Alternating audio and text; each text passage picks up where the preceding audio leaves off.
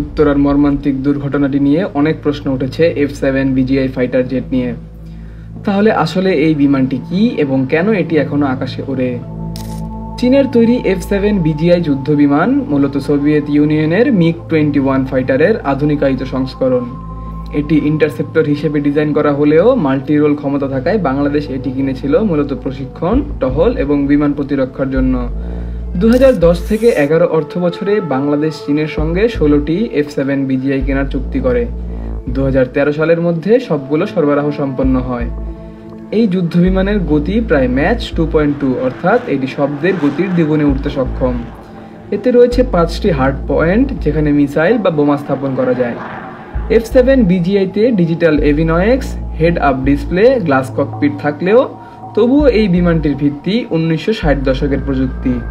এতে নেই fly by wire system, নেই আধুনিক ইজেকশন মেকানিজম, ফলে দুর্ঘটনার সময় পাইলটের প্রাণ রক্ষা প্রায় অসম্ভব হয়ে পড়ে। এটি একদিকে কম খরচে তৈরি, সহজ রক্ষণাবেক্ষণযোগ্য এবং উন্নয়নশীল দেশের জন্য প্রাথমিক স্তরের কার্যকর হলেও যুদ্ধক্ষেত্রে বা জনবহুল এলাকায় এর ব্যবহার এখন পরিণত হচ্ছে এক বিশাল ঝুঁকিতে। বাংলাদেশে শুধু আজকের ঘটনাই নয়, এর আগে বহুবার বিধ্বস্ত হয়েছে এই সিরিজের যুদ্ধবিমান।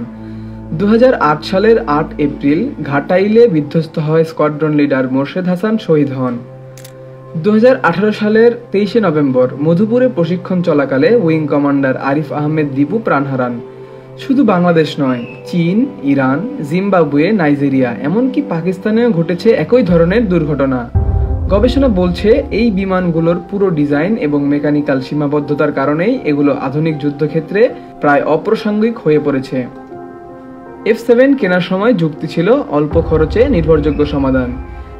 চীন থেকে পুরো স্কোয়াড্রনের 16টি বিমানের সঙ্গে অন্যান্য সামরিক সরঞ্জাম মিলিয়ে 1883 কোটি টাকায় কিনে আনা হয়। এক একটি জেটের আলাদা খরচ তখন বলা হয়নি, কিন্তু এর রক্ষণাবেক্ষণ ও প্রশিক্ষণ খরচ অনেক কম ছিল। তবে সময়ের সঙ্গে সঙ্গে প্রযুক্তি ও যুদ্ধনীতির পরিবর্তনে এই যুক্তিগুলো আর টেকে না।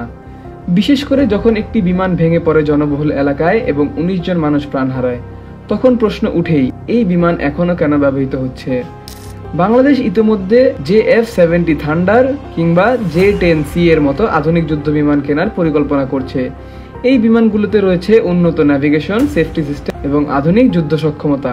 তাই বিশ্লেষকরা বলছেন F7 সিরিজকে সামনে সারির যুদ্ধে আর রাখা উচিত নয়, বরং শুধু সীমিত প্রশিক্ষণ বা সংগ্রহশালার জন্য ব্যবহার করা যেতে পারে, কারণ প্রতিটি মুহূর্তে এটি পরিণত হতে পারে একটি উড়ন্ত মৃত্যু ফাঁদে।